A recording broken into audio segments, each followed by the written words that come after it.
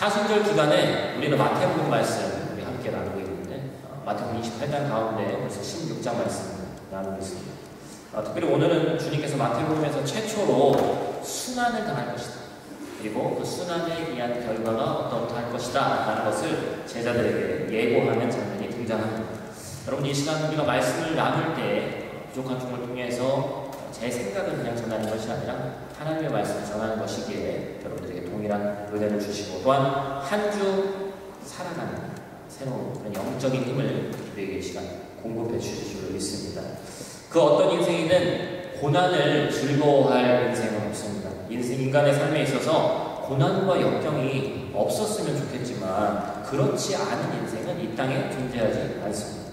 세상에서도 고생 끝에 낙유, 어떤 영어로는 no pain, no gain. 그렇죠? 처음 들으시나요? 그런 얘기들이 많이 있어요. 교회에서만 얘기하는 것이 아니라 세상 가운데서도 고난 뒤에는 반드시 결실이 있는 것이 이 땅을 살아가는 그런 이치다라고 이야기를 하고 있습니다. 그럼에도 불구하고 고난을, 물론 젊어서 고생은 사소한다 이런 얘기도 있지만 별로 고난이라는 것은 겪고 싶지 않습니다. 피하고 싶습니다. 더군다나 교회를 다니고 있는 우리 입장에서는 여러분 한번 제가 말씀을 준비하면서도 곰곰이 생각해 봤어요. 그래도 내가 목사인데, 내가 사역자인데 뭔가 어떻게 돼야 되는 것이 있나. 우리 안에 그런 심리가 있어요. 무슨 심리냐면 이런 것들이죠. 남들 다 산으로 들러, 오늘은 날씨가 조금 그렇습니다만 어제를 예를 들면 만약에 어제 같은 날씨가 주일이었다. 그럼 우리 마음 가운데 무슨 생각이 들어요? 교회를 나오기보다는 산과 들로 좀 놀러 가고 싶은 마음이 들 수도 있고, 그것을 이겨내고 이 자리에 왔을 때 우리 마음 가운데 무슨 생각이 들죠? 그래도 내가 그런 것들 다 이루고 왔는데 하나님 내 삶 가운데 뭔가 대단한 일을 좀 하셔야 되는, 하나님 저 이 정도 하고 왔어요, 이런 마음이 있단 말이에요. 무슨 심리라고 하죠? 이러이러한 것들을 했으니까 하나님께서 나한테 뭔가를 하셔야 될 것 같은 보상 심리가 내 안에 있어요. 일종의 그런 보상 심리가 우리 안에 남모르게 도사리고 있다는 것이죠. 그것이 바로 인간의 생각입니다. 그럼 성경은 어떻게 말하고 있습니까? 우리 그리스도인들에게는 성경이 어떻게 말하느냐, 이게 중요한 것이기 때문에 그렇죠. 성경을 보면 하나님은 절대자이시고 이 땅을 지으시고 창조하신 그런 조물주로 성경에서 말하고 있습니다.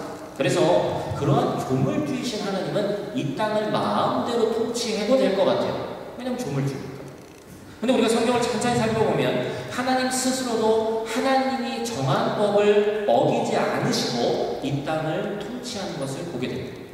그래서 우리 하나님의 그런 하나님을 뭐라고 그러죠? 한번 따라해 보겠습니다. 질서의 하나님. 무슨 하나님이요? 질서.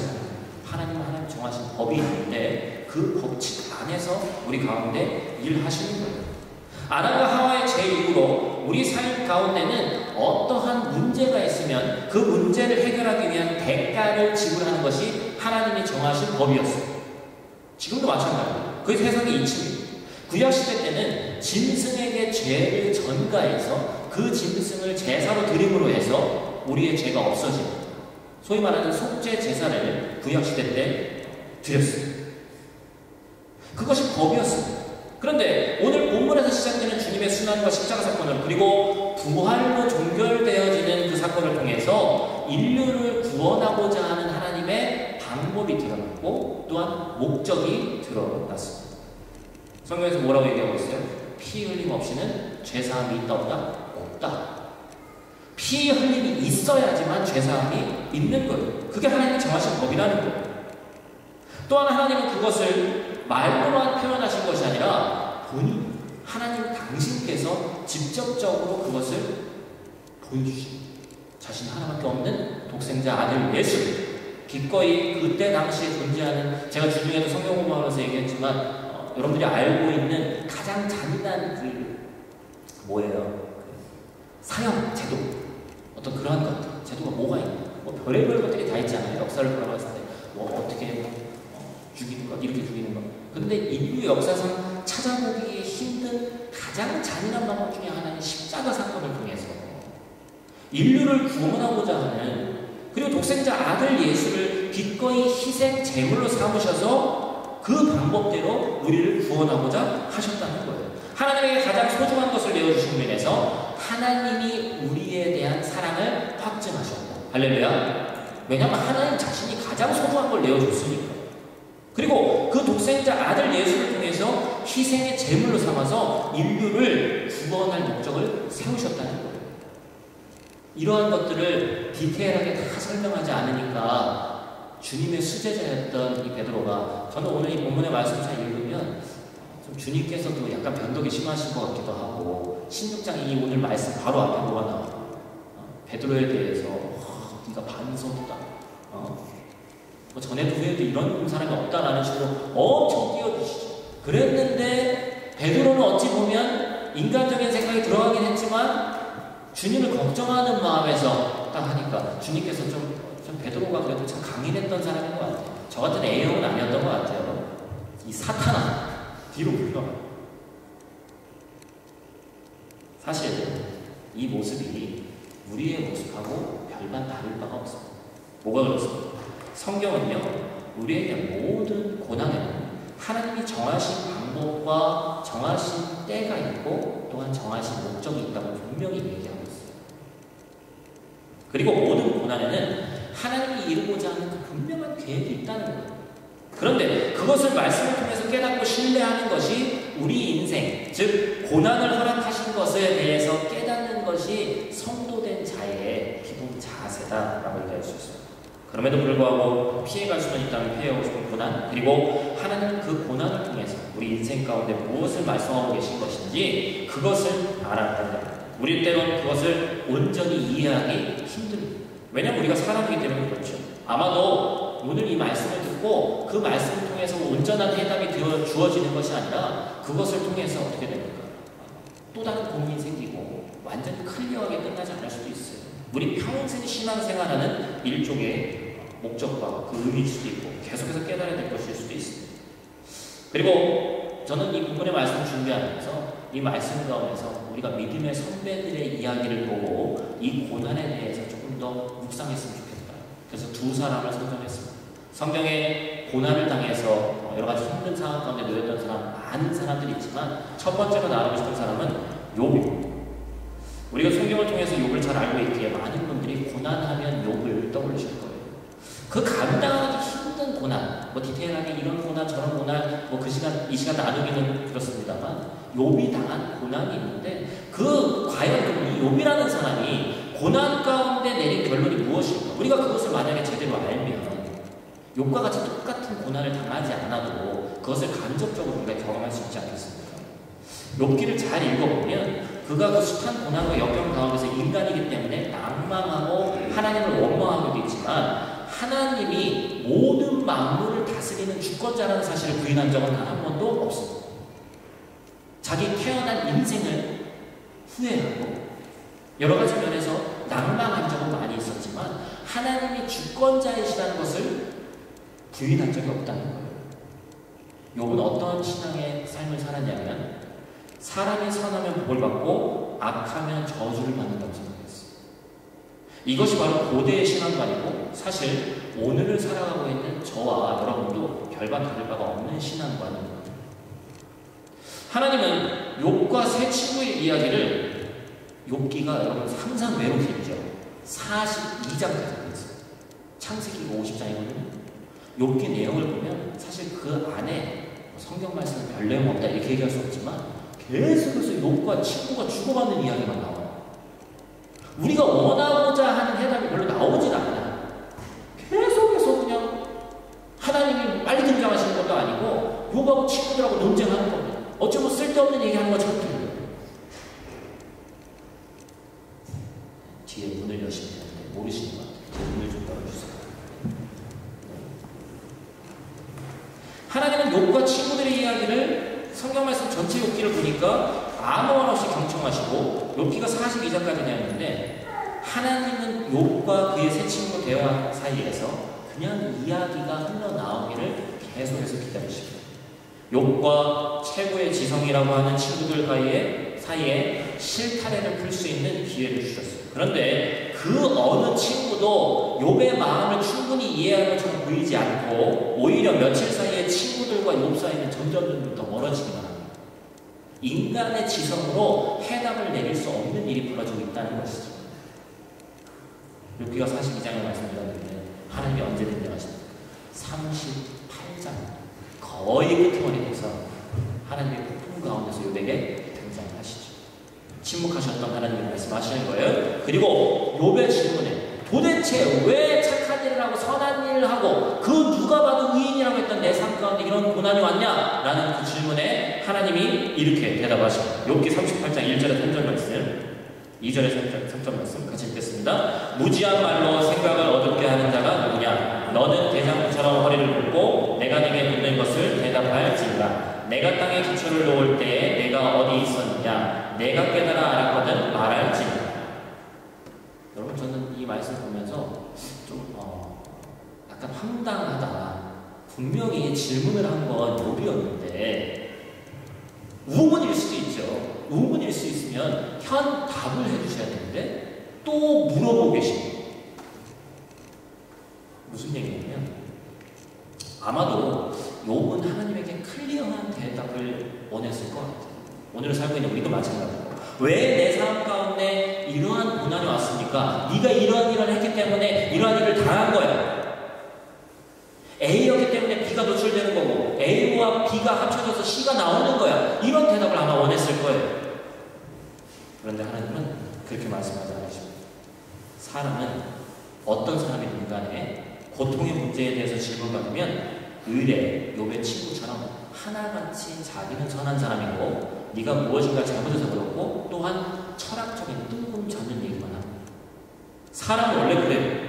사람은 만성적으로 나름의 해결책을 내어놓는 성향이 있기 때문인 거죠. 그런데 대답하셔야 될 하나님이 욥에게 오히려 질문을 던지면서 38장 이후부터 42장까지 이런 류의 질문을 총 64개를 하나님이 욥에게 질문하십니다. 다시 한번 읽어드릴게요. 무지한 말로 생각을 어떻게 하는 자가 누구? 너는 대장부처럼 허리를 묶고 내가 내게 묻는 것을 대답할지니 내가 땅에 기초를 놓을 때 내가 어디 있었느냐? 내가 깨달아 알았거든. 한번 말해보아라. 여러분, 이 얘기가 뭐예요? 잔인할 만치 수많은 질문이 욥에게 쏟아져 나왔고 이에 욥은 하나님의 말씀을 직접 들은 욥은 할 말이 없어요. 욥과 친구들은 지금 무슨 일이 일어나고 있는지를 꼭 알아야 한다는 인과론적인 관계에서 무슨 원인이 있기 때문에 결론을 도출해내려고 했는데 이게 논리적이라고 생각해 왔는데 그걸 알아야지만 고난의 원인을 알 수 있으니까 내가 당하고 있는 고난과 고통의 이유를 알려면 그 원인을 알아야 되기 때문에 그런데 하나님은 맨 첫 단계로 욥을 옮기셔서 욥에게 근원적인 질문을 하고 있는 거예요. 이 땅에는 그가 완전히 이해하지도 못하면서 당연하게 받아들이고 있는 것들이 너무나도 많이 있다. 내가 창조주이고 조물주인데 내가 세상을 처음 지을 때 너는 어디에 있어? 내가 하는 그 모든 일을 내가 사실 말로 설명한다 한들 네가 다 이해할 수 있겠느냐? 이러한 질문이 예수님에게 하나님은 욥에게 뭐라고 말씀하시냐면요, 고난 가운데 자신의 한계를 받아들이고 하나님을 하나님으로 인정하는 아주 힘든 요구를 하십니다. 그리고 사람에게 한계는 분명히 존재하고 또 존재해야 한다라고 얘기하습니다. 하지만 하나님은 그냥 요구로 하여금 모든 게 너무 방대해서 이해할 수 없구나로 끝나지 않게 하십니다.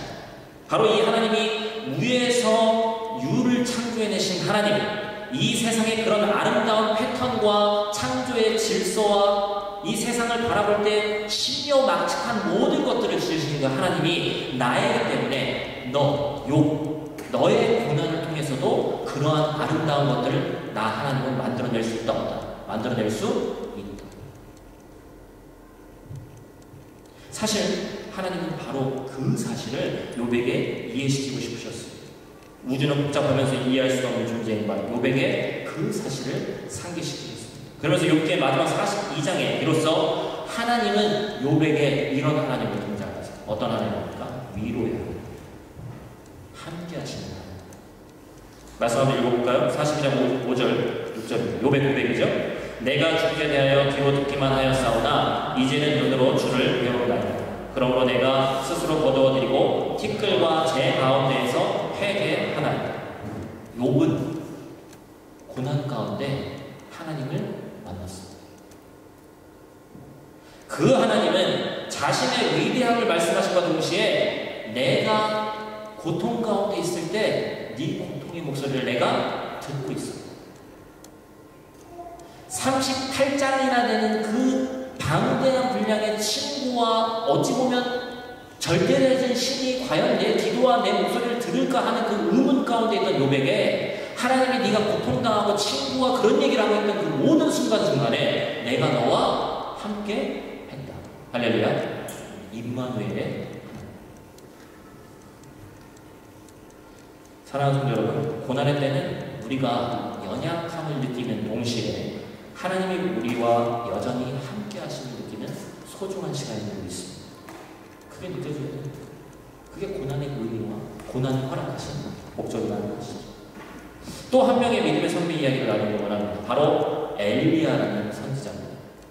하나님께서 아합 왕과 이세벨이라는 왕비가 있는데 아주 이스라엘 역사상 최악의 표방무도한 자들이었죠. 그들에게 가뭄이라는 벌을 선사하시죠. 엘리야가 당당하게 그것을 외치고 나왔어. 뒤는 모르겠다.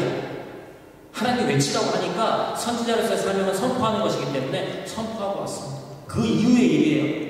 하나님께서 왕궁을 신속히 빠져나온 엘리야를 그리시네가 동편 광야로 인도하셨어요.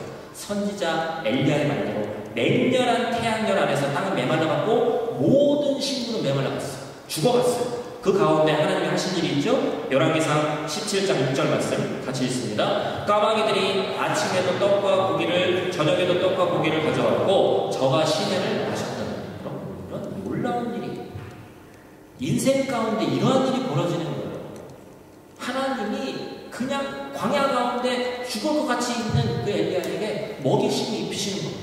마치 광야 가운데 있던 이스라엘 백성들이 만나와 메추라기를 먹었던 것처럼. 그런데 중요한 건 이 이야기가 여기서 끝나면 참 훈훈하게 하나님이 잘 먹이셨구나 끝나는 거죠. 그런데 그렇지 않았다는 것이죠.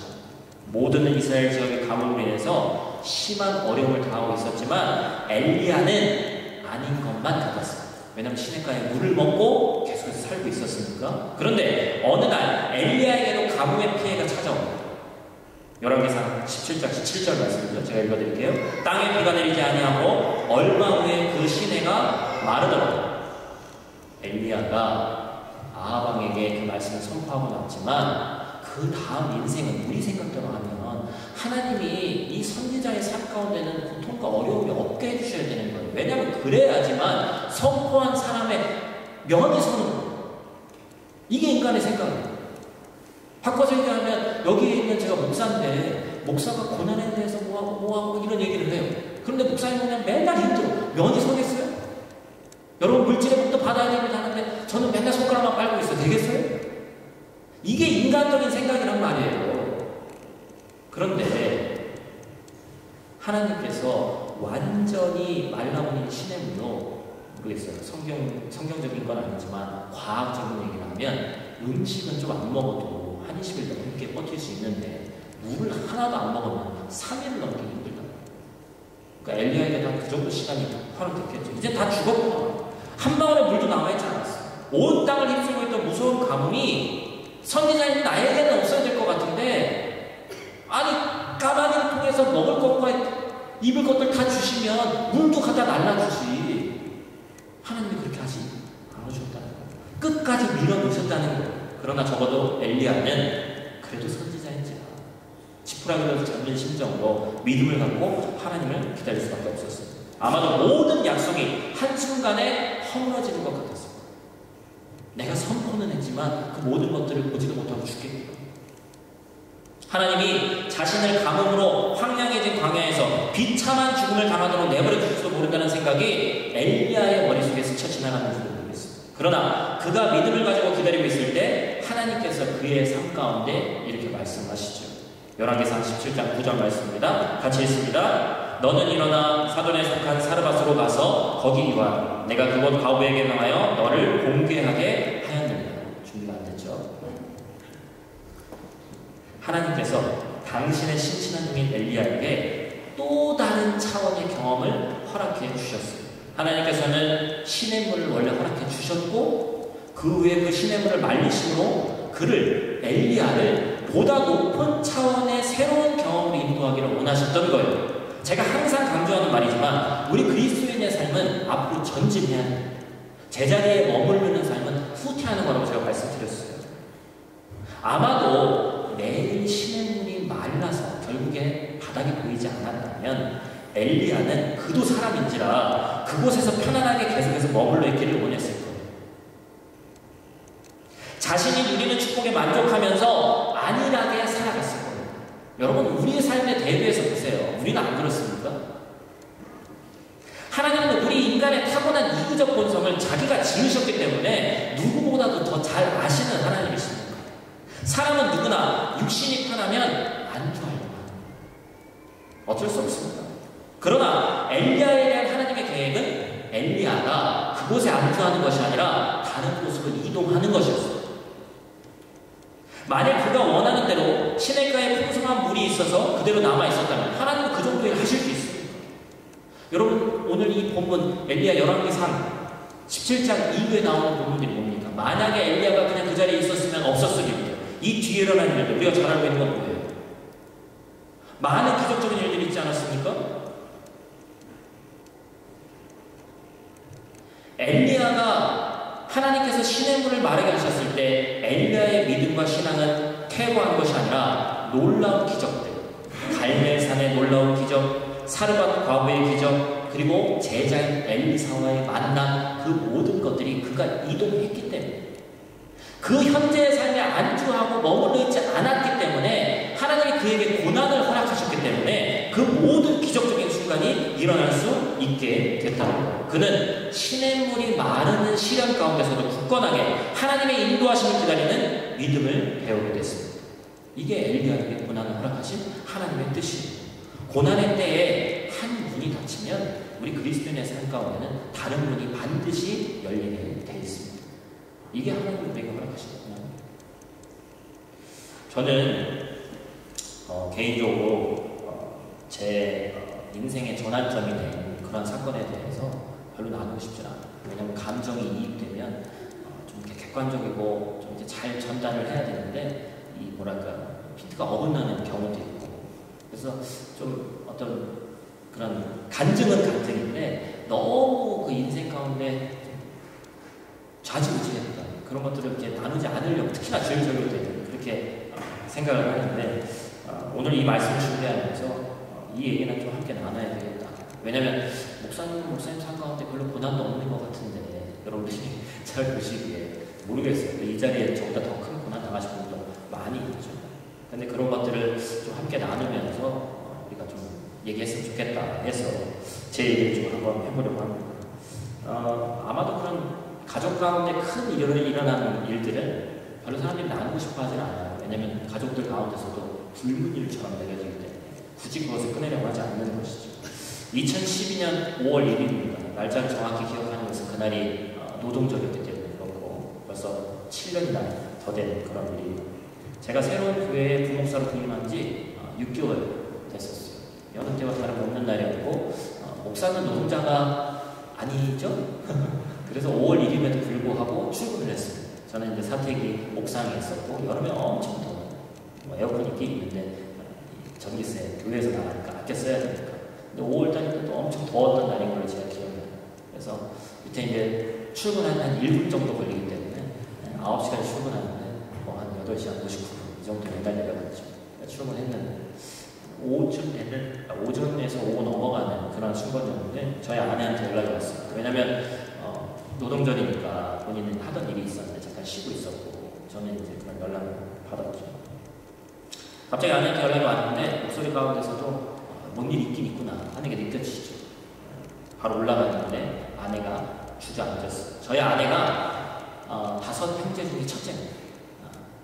나이는 30대 중반밖에 안 되는데 가족이 상당히 많이 있어요.